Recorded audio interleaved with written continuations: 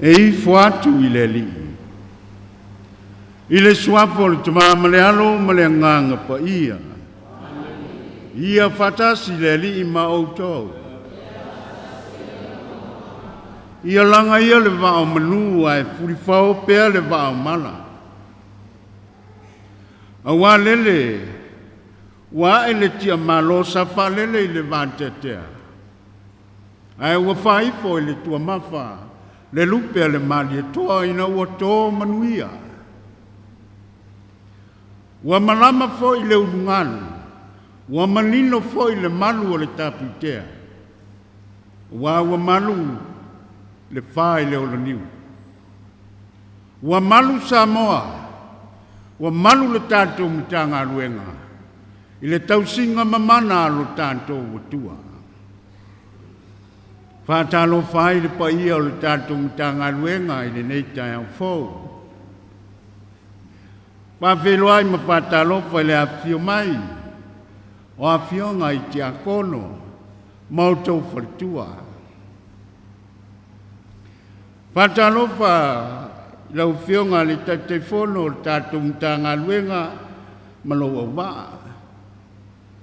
Ai maise, whātalofa i le pa ia la silasi. Le pa ia mawurunga o le nuu o le tua mitanga aluenga. Finangalo mama Maria i Moamoa Fou nei. Mai lava i se ala wao sina se ia pa ia se tama mea. Whātalofa i matawhale fia o le tātou mitanga aluenga. Wo maainga o tātou whatasi le nei sauninga i lo tātou watua. Ia Patele fo i le nganga o le fiafia. E whawhelo i atu. I le paia o le ainga o le tamā i a Waimili. Ma le tina i a Taese. O tātou whatasi le nei tai au. Whai uina le lanto reunion. Po le mafutanga whale ainga. O foina ai lo lanto ainga. E whai taulanga i le nei taulanga. Ia wase manuia o ainga. Malo le soifua manuia, whamalo ia te utou malama, awhiwhio maia matala maia ao, i le Taitai au Fou. Kei o tātou patipatia, le alofa ma le anga le lei o le atua, e ala i le nei taulanga pa ia. O le aso le nei, i le kalena le Ekalesia iana sauninga, ua whama maluina i le Ekalesia le aso o le epifania. Le aso sale nei, ua tātou patpati ai le whaalau ilo ina, ma le whailo mai, o Yesu le pepe le Mesia ua whanau mai. O le tupu ia, o le lalolani atoa. E leo le tupu na o Israelu, ai ua whasafua mai le alofa o le tua. Ia i tātou uma, i tangata uma, i ainga uma, i nuu uma, wa atunu uma o le lalolana. Ia tātou patpatia i le ne yasu. Ia alofangia i le tua. Le liu tinu tangata mai, e ala ilo nalo, ia vea Yesu ma malama susulu mai, ia i tātou uma. Wha malama ina i tātou, o lo pongi sa pea, o lo nonofu pea i le pauliuri, ai e tātou sa ili, Yesu, o ia o le pepe o le Kirisimasi. E malama mai o tātou wala, e malama mai o tātou loto, i o tātou ainga nuu, Ekalesia ma le atunuu, ina i o tātou pei tātou o Yesu, e ala i mele lei tātou te whaia, i upu mga aluenga tātou te whaia, ia papena o nei loa ai le malama o te riso, ua susulu mai ai tātou. Ia, patalofa atu foi, ia Afioga tamai te sā o tātou whatas, ua misi atu i lau ai, aunga whapaia le tua, Afio mai matala mai au. Ia a tātou te lei a mataina le nei sauninga e mua ao no tātou whātou ese i le atua. O ani o tātou waiwainga, o ani o tātou sese, leanga o tātou o tangata vai. Tātou o i le atua, tātou whaamole i le atua, tātou whātou ese i le atua, whaamangalo i tātou, o le nuu whaingata, o le nuu angasala, o le nuu sese, ia iaina na whaamangalonga ia i tātou, ina ia tātou waonga umai, i le nei sauninga, ia mama, ia te ia. O te tau i le atua, le ona le mana umai.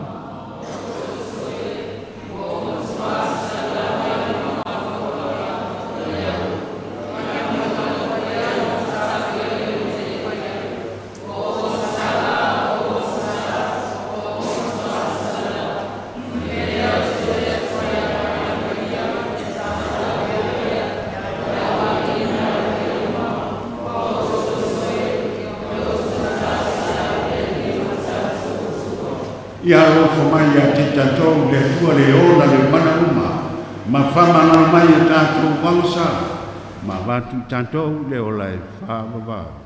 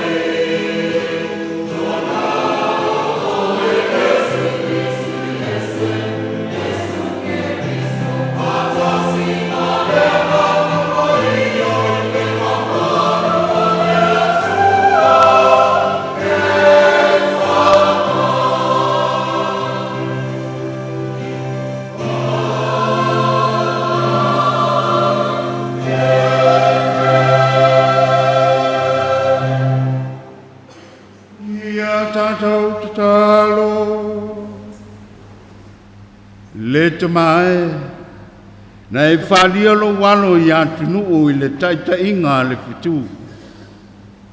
Ia e taitai mātou i lo mamalu i le langi i le malamalama o le whātuatua. Ula mātou o le ngolene ia la tunu mātou o le Iesu Keriso lo walo. Ua soifua ia mapule fatasi maoi, ma le anganga paia. O le atua e totasi, mo le whababau lava.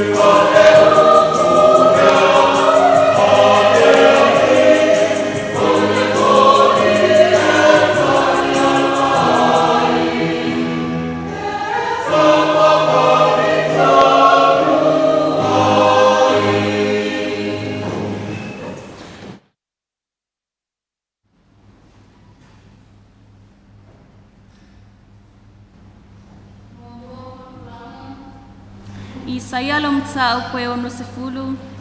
Fola fela fai mai non fai Moamoa Fou le onu. O le matua, ua alua e le pupula o le alii i o lunga. Isaia lo mta o koe ono se fulu. Fola fela fai mai non fai Moamoa Fou le onu. Tula iyo, ina malama iyo. Awa ua o mai lo malama. Ua alua e foi le pupula o le alii i o lunga.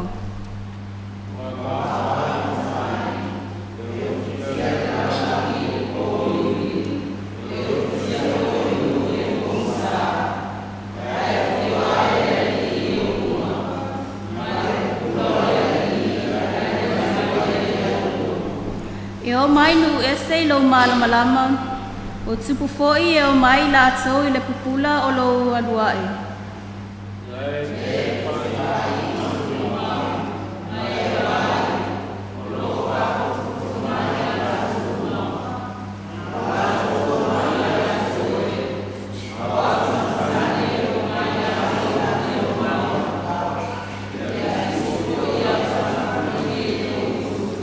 Ona eva ai lea, ma e oli.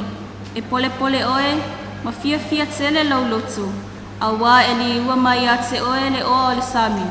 E o mai ate oe le o loa o nuese.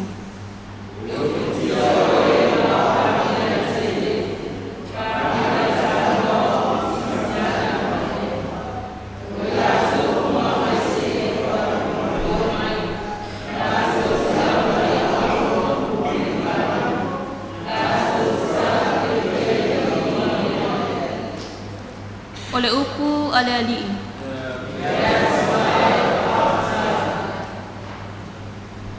Le alii whalava ia te ai anuma.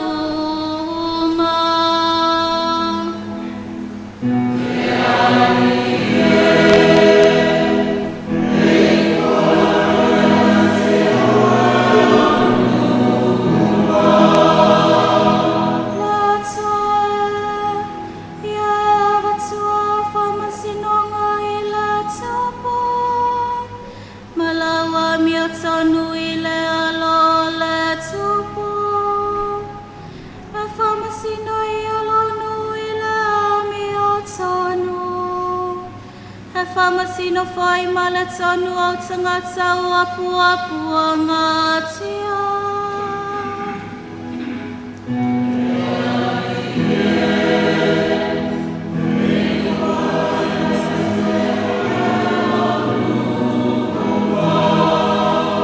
Alana no fai ngai tupu ola ola mai ai leo ami o tanu. E manui a tele ai. Sei ale ai se masina.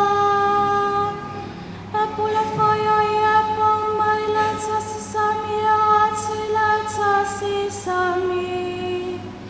E pau mai le vai ta feo ati tuluinga o le lolo langi.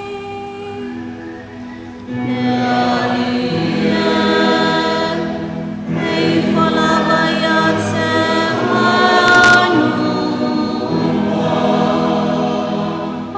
Pata sesa manotu matafanga la tote avane me alafa atu pose epa maseka la tote avane me faifua e falava ya te ya tupu malava e au na ya te ya nu.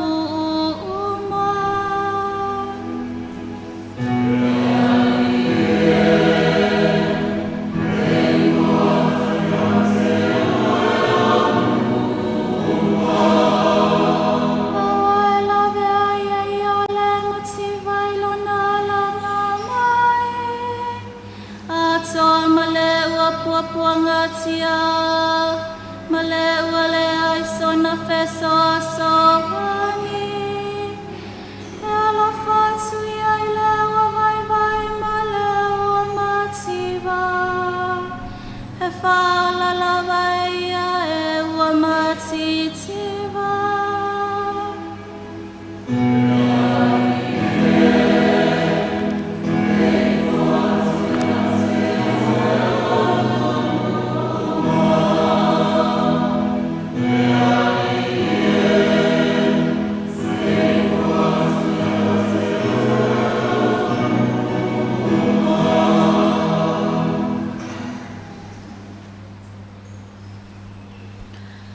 Lona lua folfolanga e feso lona matau pretolu. Folafola felafela fai mai lona fai pelua fawau leonu. O le matua ua faali mai nei ia tufusia faasasi nu ese ilana sa folafola mai. E feso lona matau pretolu. Folafola felafela fai mai lona fai pelua fawau leonu.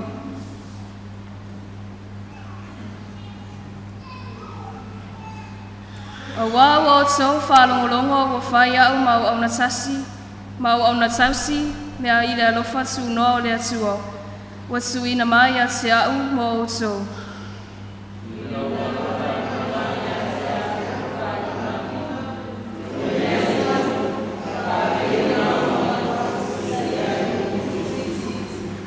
Pe a whai saulia e mwhai ai o tau o nei loa ai la uloti o matala i le mea lilo e winga i a kerisu.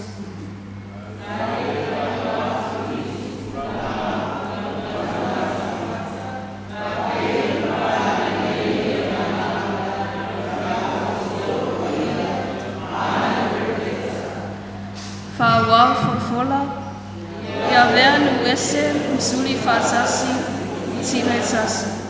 Mai a tupisia whaatasi i lansa folfola mai.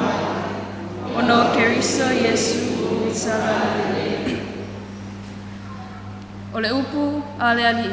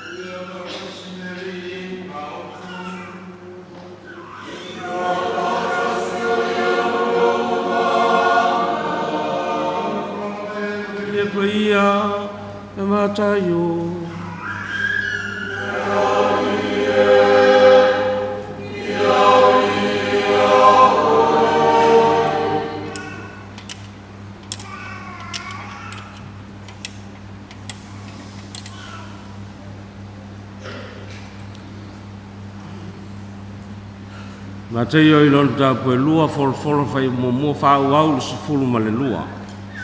O le matua ua mātou o mai sae e ifo atu i le tupu. Ua whanau Iesu Patele ema i utaia i ona po he rota le tupu, whauta ua o mai ai mākoi sae i Yerusalema. Ua whape mai. O wheo i ai le ua whanau mai o le tupu o tangata i utaia. Wau mātou wa ia lor fetu i sae, o mātou o mai ai e ifo atu i a teia. Ua whalongo i ai he rota le tupu, o na atu atu vale ai lea o ia ato foi mai Yerusalema uma. O na ia whapotoina ai lea o le au staulon sili uma, ma le au tusi upu o le nuu.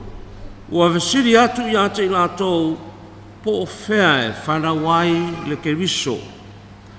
O na latou fai mai ai lea i a teia, Patele e mai utaia. Ua whapea o na tūsia e le profeta.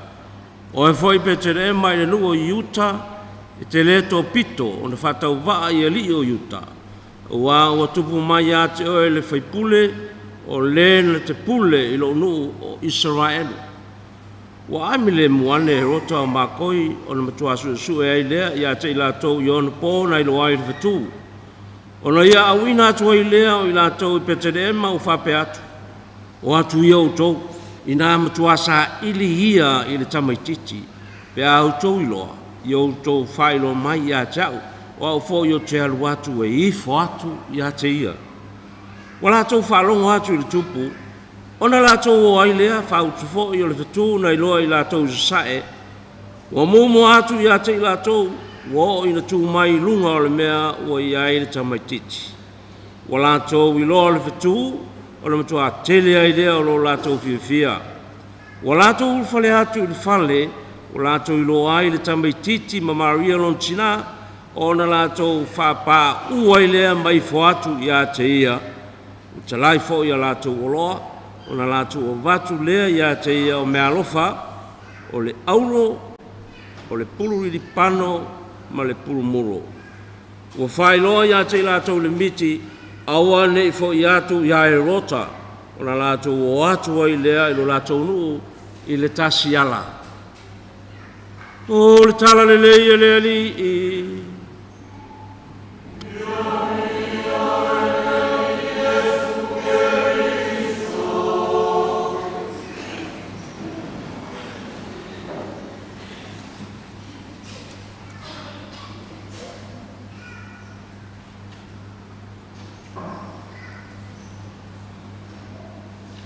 Ua le whapito malu i atasi.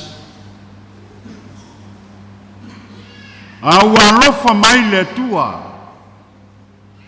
Ma u mai lana whao le tanga. Mo tangata uma. Mo a inga uma. O nu uma. o atu nuu uma o le lalolanga. I le sua fo tuma male alo male ngang ko i. O le aso le nei o pati pati ai e le Ekalesia Katoliko. I taua o le aso le epifania. O le aso e whaamanatu ai ma whaamamalu ai. O le pepe na whanau i Patele e maa. Ua vea lana whaolotanga, malona mana malama susuru mai, mana malama umai atunu uma. O le upu lea epifania i le whasamoa, e sau mai le upu whaperitania o le epifania. O le epifania e sau mai le upu e leni o le epifanea.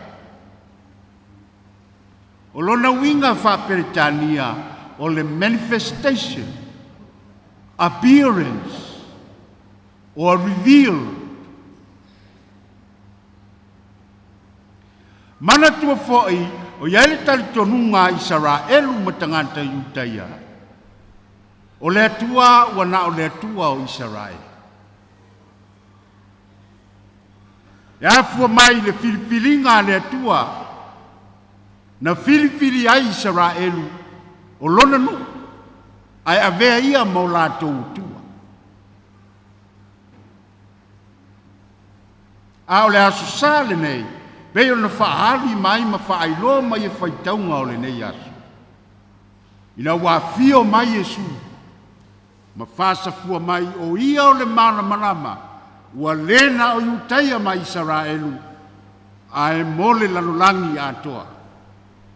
O oe mau, o tatou ainga, o tatou nuu, o le tatou atunuu, ma malo uma o le lalolangi. Ai me le me se patina le le atua.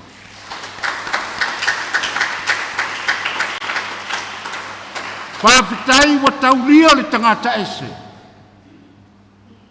O tatou sa tangata ese. Le ala tatou whanungu longo i whaitaunga o le nei aso. Se le mātango fie. Ma ua whapena o na tuli matai ai e whaitaunga o Yesu o ia o le mana manama. E le ngata i le mana manama i le larolangi wha mana manama ina ai tātou ai sili o na tāua o lou loto. Ia mana manama lou loto. O oe o le tangata nuu o le tupu lea ua whanau mai le Mesia. Ma mai upua Isaia ia Israelu li whaitaunga moamoa. Taimi lea, whatoa uma mai, toa fo'i mai a Israelu, mai le mea sa whaangu ua i Papelania. E o mai la Israelu, ua pei o ni tangata ua tuula fo'ina. Ua nuti pala Jerusalem, e o le manu manu, e o iana sauninga, e o le tamao ainga, o le se mea. Wa o ifo le langona, ua tuula fo'ina e le atua. Ai wala au lo Isaia e whailo le finangano o le atua, ia Israel. O lana fe au whaamafana, fe au o le whaamano si au, ma le fe au o le whaamoemoe. Israelu tulai ia, tulai. Awai te pipole. Wa e lo mana manama. O le apupula mai le mana manama o le li lunga ia te oe. O nu uma o le lalolangi sa pouli uli. Ma nu uma, ma nu ese sa iai le pongsa. A o leo le asu sulu atu le mana manama ia te oe. Le mana manama, e mana manama inu ese o mai, matangata uma, matupu, e ifo i le ri i Jerusalem. E o mai fo i latou mai se epa, ma foa i atu, aulo, bulu li pano, ma vivi i le ri. Le varo anga lea Isaia o le tau nuu i le evangelia o le aso le ne. O e ai le taimi e o mai le lalolangi. Ma mea alofa. Ma o lātou loto. E tāpua i ai Jerusalema. E le tāpua i le malu. Po e toi ai ave le vi inga i le atua. Wa toi maua. Le tai awa fua. E ala ilo na malama sulu mai ya i lātou. Lefe mai e o mainu ese, o tupu, mai lātou, mai atu nu mamao e, batu me alofa. O le whailonga lea, o le ao o mai, le manuia whaasafua o le tua.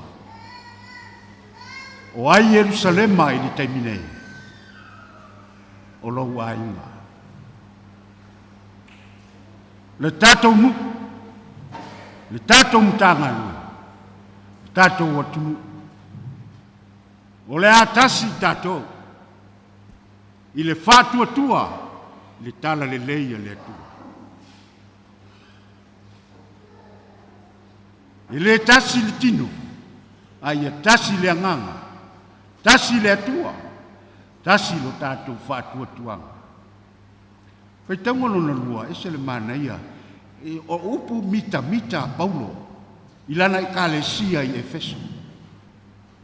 Wafoi o ia o le apostolo nu ese. Sa ngalue, sa tautua, sa foa ilo na ola, e tautua ai le tala le leia le atua, ila ia taulu i finangalo maloto nu ese. Le ala e fai mai ai, upu mita Paulo.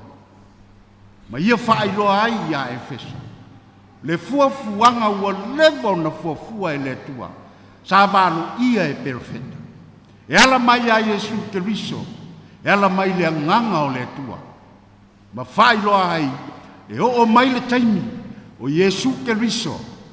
E fusia whaatasi ai tātou. Le nuu o le tua. E whai masuli o le tua. Ma ia whapena, na maua le manuia na fola ina mai, e ala ia Keriso Yesu i lana tala le lei. Wale aise nu ese, wale aise i utaia, ua tasi tātou, i le whātua tua, i le loto, i le alofa, i le anganga, tātou te au nai i le atua, wa o ia ua whāsafua mai, lona alofa ia i tātou. Peio la le evangelia Ioane. Wa alofa mai le atua i le lalolangi. Au ina mai lona alo i toa tasi. Ina ia le whano se tasi whātua tua ia te ia. A ia maua le ola e whaavavao. Ia i le evangelia o le le aso. Se le mana ia foi o le evangelia Mataio. Se fola ina mau i tātou. O le tala i le au mākoi. Le awa mamoli mai e Mataio. Le fe au na perofeta ina ai. E le perofeta o Isaia. Ua mai tupu mai nu ese. E tolu le au mākoi. O i lātou ia e whailoa mai ai. O tupu o nu ese o le lalolangi atoa. Ua mai a sa ili le meo lo soifua ai le pepe. Ma mao le ala, e fita, e iaiti ngā ma whaingata. Ai whai mai na muli tai, i lantou, i le fitu. O le whiau mua lea wa au mai e Mataio, tātou te mawhauwhau iai, tu samalele aso, e ala i le alofa o le tua iai tātou tangata ese. Wa whanau mai le Mesia o le puna anga o le file mu, o le puna anga o le malama. O le fetuta iala, i lo tātou soifuanga, i lo tātou sa ili le ola e whaavavau. Only Jesus. Ua na o Yesu o le malama e taitai tamaina i tātou i le ala i le manuia. Le nuu o le tua. E tele o fetu e whaase malanga. E whaase sa i linga. Ba ai se la tātou fetu o lo tātou muri ai. Tamua le tātou sa malinga i a Yesu. Le malama sulu mai o tātou wala. Pei o le au makoi. I lātou ina ua maua Yesu e ala le fetu le taitaina i lātou. Wa mai wa lātou loa Maria ma le tama i titi. Ua whapa u maifo. I le pepe le Mesia. Ua lātou wofo ina me alofa.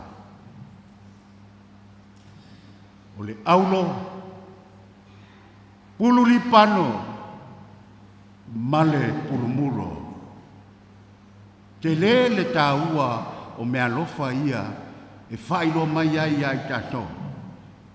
O ai Yesu. A o le ale mena a wina mai ai e letu. Le ale fe au malana mission. A o le alo na taununga ma se tātou tali atu ia te ia. Moamua o le aulo. Na o foina le aulo, o le mea pito sili lea i tamau a inga whale laronangne. E fitau i tupu.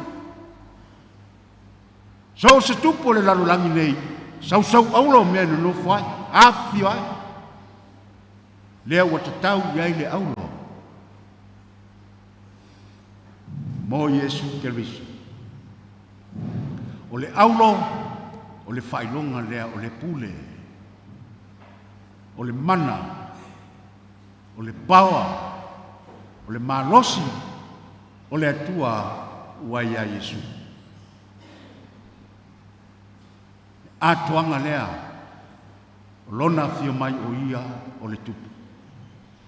Me alofa lona rua o le pulu lipano.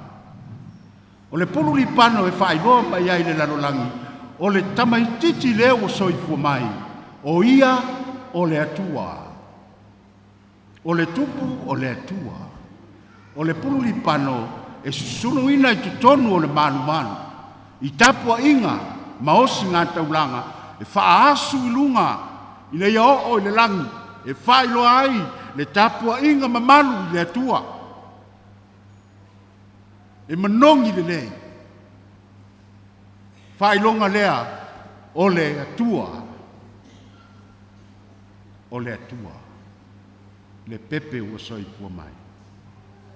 Ma le lona tolu. O le purumuro. Whailo mai ai ai tātou. O le pepe ua soifua mai. Wa vea mau tātou malama mau tātou whaola. O le tangata. O le tupu, o le atua, o le tangata. O le purumuro, o le mea manongi lea e uku ai le tino o le tangata maringu. Tino o le tangata ola, ua maringu. Ina ia manongi le lei. O le whailonga lea, o le taunuunga, o le ngā luenga a Yesu. O ia na sau, o le au na lofa, e pua ngā, i lona lofa, ia maliu mo i tātou. Tupu, le tua, ma le tangata. O lona i tū tangata, na tali ai o na pua ngā. Lona maliu, se iau o i lona tautu. A le tangata lea e tau mai.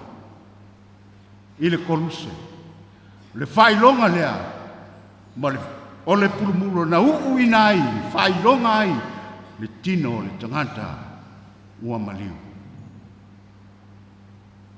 Whailonga ia i tolu, e ala mai me alofa le au makoi. A o le fasili mo tātou. O le asa tātou tali. O le asa tātou mea lofa. Tātou te talia ma whaau fale mai ai, ma talia Yesu. E ala i le whaolotanga mai le tua. Ua vea ia mo tātou whaola. Ua vea ia mo tātou manuia. Ua vea ia mo tātou malamalama. Ua vea ia mo tātou manuia. Nua le tua. Tātou whainga lofa i le tua i mea i e tonu. Le tātou aulo lea ma le tātou pūri pano ma le tātou pūmuru. Moamoa whawhoi le tūlafono aulo le tua. Le lofa. Le tūlafono sili. Le tūlafono aulo. A whai wa tātou talia Yesu. Mamoli ai le lofa. Le lofa i le tua. Le lofa i o uso atanga. A lofa i lo ainga whaasafua le lofa o le tua. Ia i tātou uma. Lona rua. A whai o ia o le tua. Mamoli ai le mea lofa o le au au nanga. Ia tātou au au na ma le whamaoni ma le nganga o le tua o manuia. Ia tātou au au na ma le fiu. Tātou au au na ma lo tātou wha moe moe o lo tātou manuia o le tua lea. Tolu o le tātou purumuro e toi wha fo'i ai le tātou whaafitai i le tua. O lo tātou wha atua-tua. Wha atua-tua i le tua. E ala, i lona maliu maluna tētu. Ua wha mangalo ina i tātou. Wau tātou vai nga. Wa mea ua whitoa i ai o tātou olang. Wa mea ua le mautonu ai i tātou soifua. Wa wha whitau i malu tau e whea ngai mai tātou. Wha atua-tua tu watu i le tua. O lo iai le malamalama i suru iai tātou. Ma wha malamalama i nai o tātou o langa mo tātou loto. I le mea au o no tātou whaia i le tātou manu iai. Ba e ngā mumuli. Ina ua uma o na whoa i mea lofa. Ma whailoa. Whaaloalo i pepfo. O na sui lea o le awala e o ai makoi o latu ai. E lei toi fo i le awala na saili ai. A ua toi fo i le awala na whailoa i le miti ai lato. O na o lo i ai le fili ma le tia apolo o lo lama pea i ai tātou yaso uma pe i o herota. E fia whailoa i le tupu a o lo lilo i le loto. Le fia fasioti a te ia. No le whaualunga, whaumalosi lo na whaumawalunga, ua nā o ia o le tupu. Ai whai mai wa toi fōi lātou, le isi awara, e whapena lo tātou soifuanga. A whai o tātou maua le pepe, wa tātou tau nuu le mea tau nuunga o le fitu, wa tātou maua ke riso. Mai le luas, afe tau sanga o tātou whama manupea. Sui o tātou wawala. Sui o tātou wawala. Ua tātou tutoi fōi a i le ala e tasi. A vea Yesu ma manama. A vea Yesu mo tātou whamai moenga. A vea Yesu mo tātou manu apa pa masuru whainga i no tātou wawala. Ua le tātou sa i ngā ngaro. I le ola e whaama.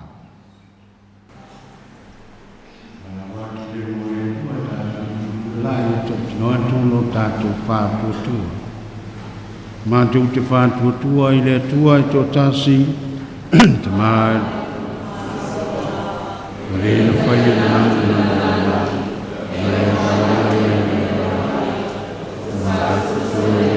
Tō tāsi Jesu Keriso. Rāle tō sāpau.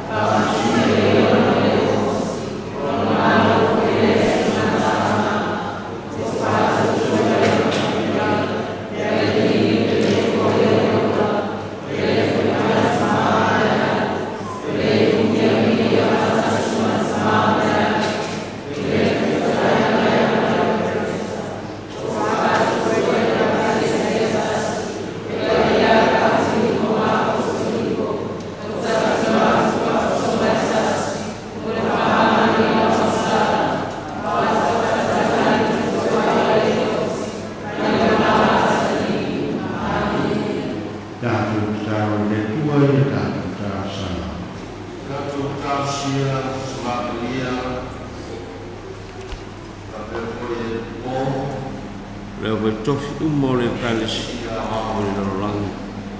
Vele le aso le whaamaluino Iesu o le malamalama. Toi whaafotua i nai le malosi e whaapuli nā tuai i lātou o le malamalama o le tala le lei i le rolangi pōng sa. Tātou o lenga lea i le li. Tātou te talo mō te tai o malo.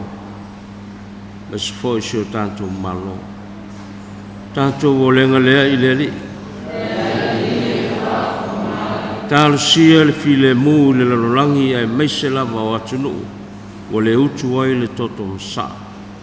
Ono le taua mfe vaive a inga. Pape foi tono mafutanga a inga o nuu. Tātou o lenga lea i le li. Tālu sia i lantou o ngase ngase. So se ngase ngase o le tino le Moamoa Fou. Man tu whapitoa ai lantou o sawa ina i so se wala. Tātou o lenga lea i le li. Tālu sia i lantou i whale pui pui. Tātou o lenga lea i le li. Nganga o e o maliliu e mese a nganga o e pulkato dio. Tātou o lenga lea i le li. Tālu sia i a inga te tasi e mese foi a inga o lo whengai latou ma latou mafutanga. I a vea le nei aso o se aso e toi whaafotua i nai le malamalama o ke wiso i le tonu o bufai o ufuanga whaifa le ai. I nei a maua le whai mea tonu le alofa ma le file mo. Ve ai a inga o lua i tala le lei mo le lalolangi. Tātou o lenga lea i le li. Tātou tālu sia mana tū whapitol whawhitauri o whengai msa moa. I le whawhitauri o la au whasaina, o whara o ona o awhi ai whanau, i a whapea whoi tupulanga, ma tangata uma, e fia i ai le mea. Tātou o lenga lea i le li.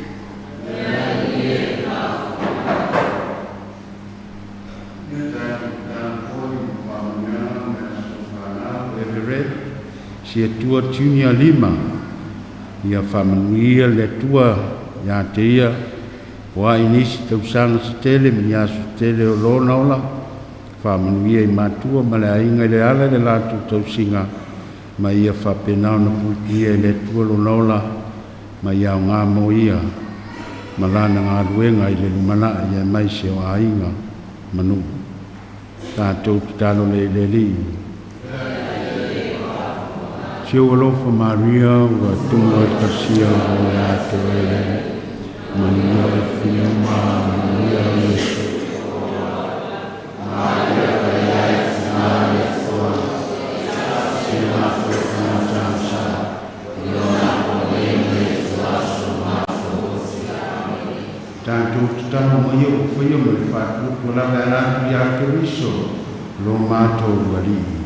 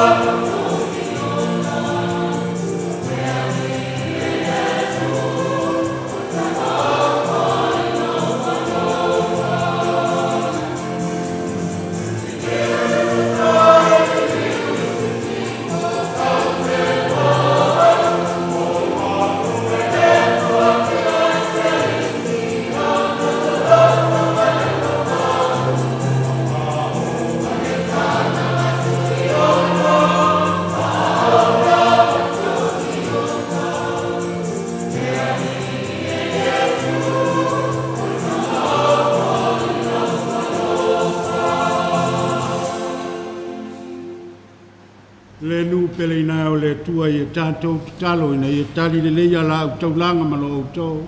E le tua le tamā le ona le mana uma. Ia te ria le taulanga me ori.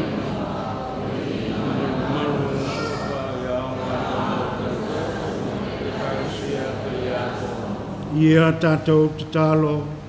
Le ali e te lia taulanga ala u Ekalesia. E leo le aulo. E leo le pulu lipano, po le pulu mulo. Ai o le taulanga ma mea ai o whaasino ia. O Yesu Keriso lea. O ia o le ali, mo le whaavavau lava. Amene. Ia whatasi le ali ma oto. Ia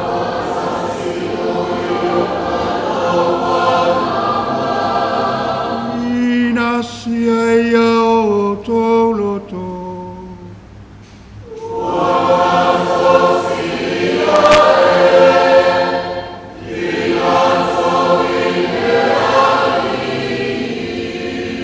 Ia tātou whaafetai, i le lilo tātou atua.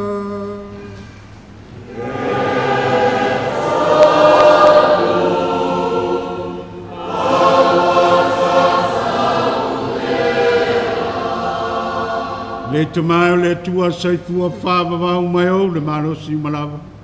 Se mita mitanga whaiae mo i mātou i le whaaftai atu i antoe. E ala atu i a Yesu Keriso lo mātou wali. O le aso nei wa e whailoa mai ai i a Keriso. I lau fuafuanga whaavavau o le whaalutanga. Ma wa e whailoa mai i au le malamalama o atu no uma. O le nei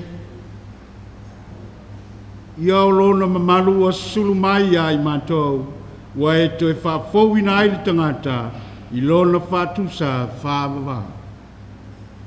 Ei nei o na mātou au whatasi mangelu mārakange, ma le au pai ato o le lang, i le usu ina o le pese whaitu mau o lo vinga.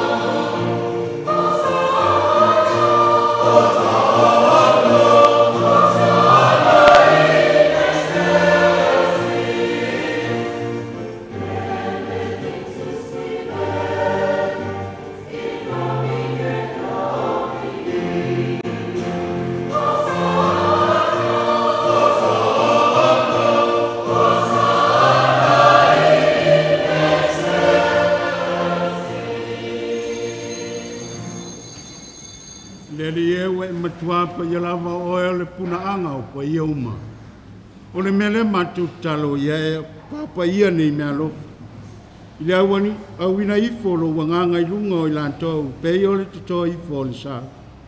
Ina ia be i latou mo i manto, o le tino ma le toto le mato wali o Yesu Keriso. I le teimi na whalata ina i o ia na te ria ia ma le loto ia i o na puapuanga. Na tango ai le areto wa watu ya te o le whaafitai. Wa ia tofi le areto matu atu i lona au so o ma whape atu. Te tango fi ai o to uma ma ai ai. O lo tino le nei, leo le a fo ina atu, mo o to.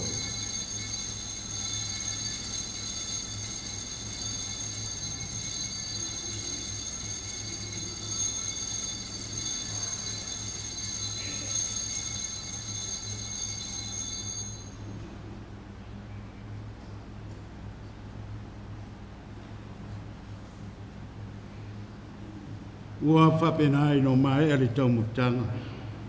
No toi tango ai e le kalise wa watu i ante o le whaafitai. Wa tu atu e le kalise lo na uso o ma whape atu. Tango fi ai o to uma ma feinu mai ai. O le kalise le nei o lau toto le whengenga fau ma le whaavavau. leo le alilingi natu mo o tau mtanga te totele, mo le wha mangalo ina i o masala. Mai o tau whaiole ni mea o le wha manatunga, wow.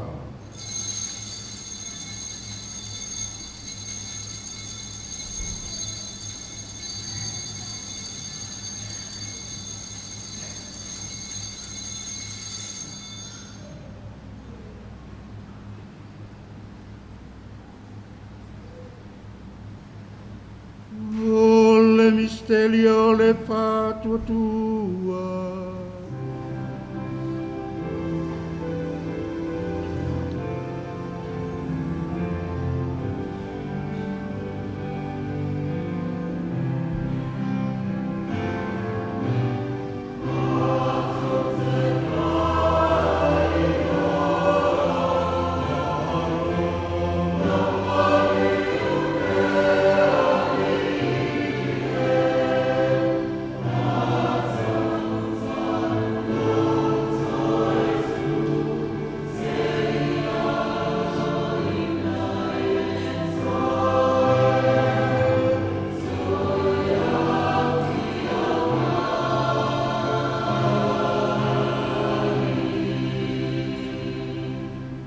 O le mele au mātou whāma maru le whāma le tunga o lolo mariu malona te tu. Mātou te momori atu i ante o e leri i ele are tō le ola, ma le kalise o le whā o le tā. Mātou te whāpita i atu o wāhua e tau au ngā hina i mātou te tui o luma, ma au nātu i ante oe.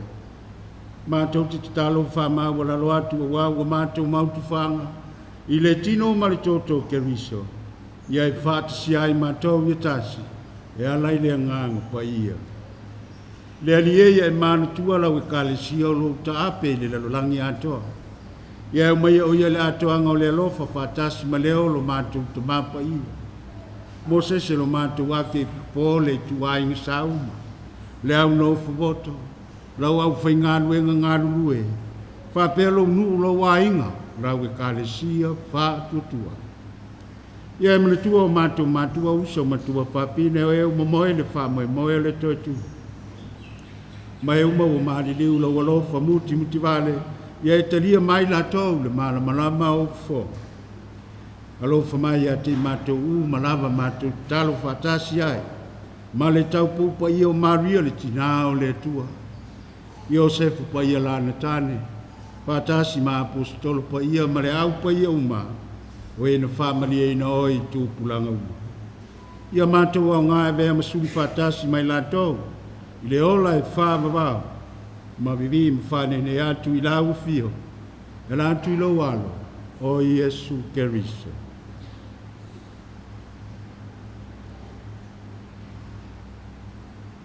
No ia whatasi mai ia te ia, le atu ai le te māmamana, I le whatsinga le anganga pa ia.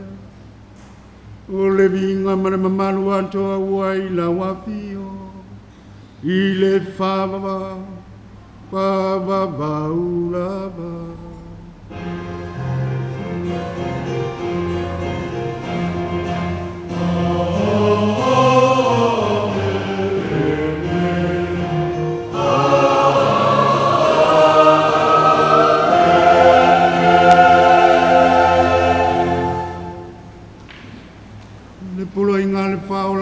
Whamatu e ala iau pai.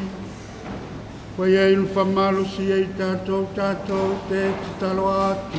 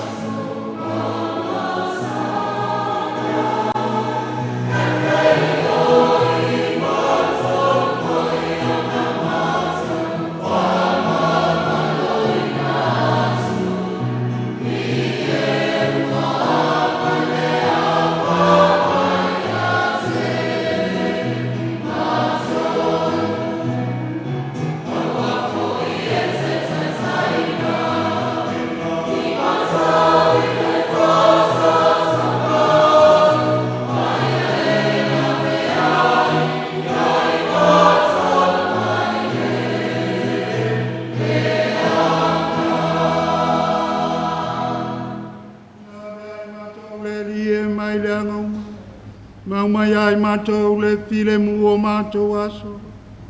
I lo alofa muti vale whasao mātou mai reanga sala. Ma pui pui a mātou mai atu ngalunga uma. Au mātou whantaritari atu ma le whama mo e fia fia. Mo le fio mai o lo mātou whaola. O Yesu Keriso.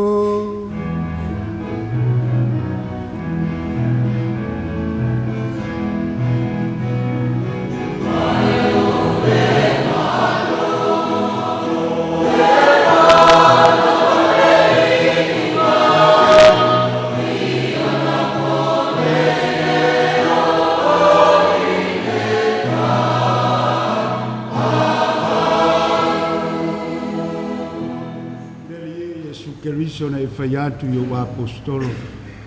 O le file mua o te tuatu i a te utou, o lo file mua o te whai atu i a te utou. Se awane e sile mai o mātou wang sala. A e sila i le whātuatua o lo Ekalesia mai alofongia. Whai i a te ia le file mua, ma le tasi o lo malo. Leo lo e soifua i le whaavavau rapa. Ia i a te utou tu mau le file mua o le li. Ia tanto whainua i file mō Keriso.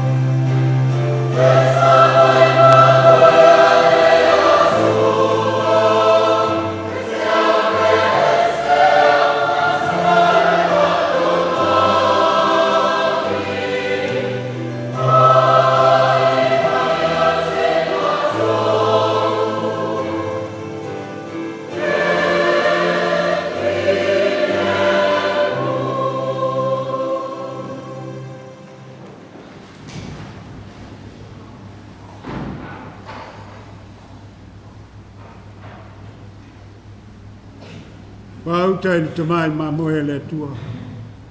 Pauta ia te ia le ni te avisele angsala le la lola. Munu i tato umau walaudia i tatu suanga al te mai ma moe.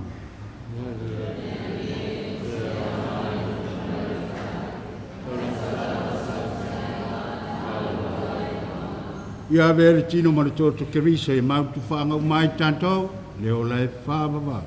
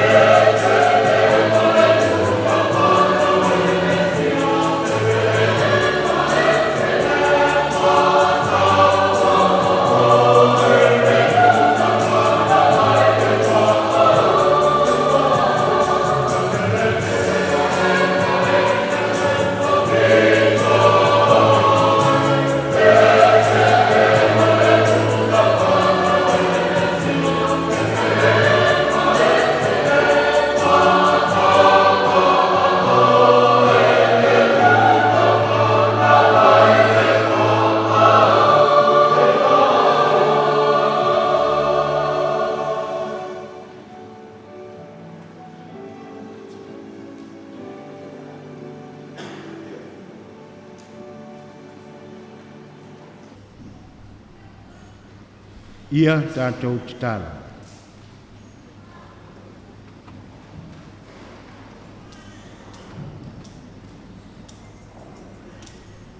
Ia taitai ina ese o tau e le tua mai le pongsa.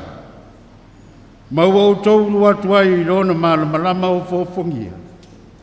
I o tau i loro na angale lei mana whamanuianga. Ma ia whamalu si o tau le whatuatua i le whanongolango ma le alofa. Amen. Ona o tau so o Keriso. Le ua vai ai le aso nei e pei o se moli wa sulu i le pongsa. Ia whapenau na whai o tau e ia o se malama i o tau uso a tangata. O tangata papoto wa mulimuli le whetu, mana la tau maua Keriso le malama ma le malama. Ia whapena foi o na o tau maua le ali, pe a o tau tau nuu i le mutaanga o la o tau whai ngā malanga. Ia whatasi le li ma o tau.